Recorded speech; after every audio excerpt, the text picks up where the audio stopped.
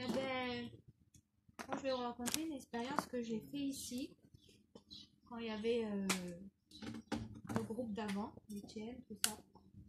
En fait, moi, quand je suis venue ici, j'étais pas bien. J'avais un poids sur moi, j'étais pas bien parce que on a eu des combats et quand on combat avec les armes du monde, c'est facile, mais quand on combat avec les armes de Dieu, c'est plus compliqué, mais on a cette assurance que le Seigneur est avec nous. Et à force de combattre, j'étais fatiguée. Et le diable, il a réussi à me faire douter que lui, il avait été appelé à être serviteur. Et je savais que j'allais venir ici.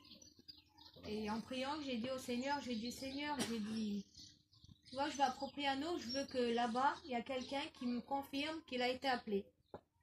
J'ai dit, parce que là, je pense qu'on s'est trompé, je pense que Seigneur, peut-être tu veux nous mettre une barrière pour pas qu'on continue dans cette voie-là, peut-être qu'on se trompe.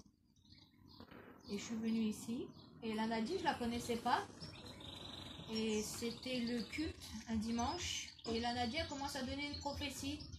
Et moi j'étais abaissée comme ça, j'avais la tête presque sur les genoux, et quand la Nadia a commencé à donner la prophétie, ça a coulé sur moi. On aurait dit que j'étais sous une cascade. Ça me coulait sur le visage, dans le cou, de partout, dans les reins, de partout. Mais j'ai pas tout compris la prophétie, mais je savais que c'était pour moi. Alors je lui ai demandé à la Laure, j'ai dit Laure, t'as compris c'était quoi la prophétie? Elle avait pas trop entendu. On a demandé à la Zou, elle avait pas trop compris non plus.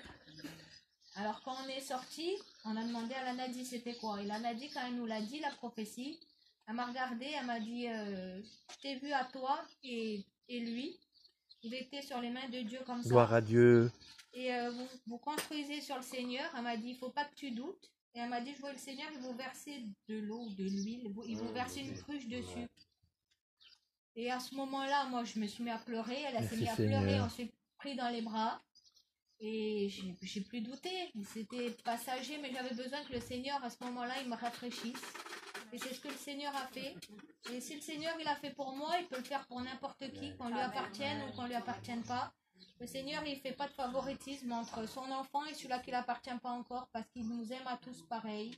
Et il veut que tout le monde soit sauvé. Donc, celui-là qui n'appartient pas à Dieu, qui demande au Seigneur de faire une expérience avec lui, et le Seigneur, il le bénira.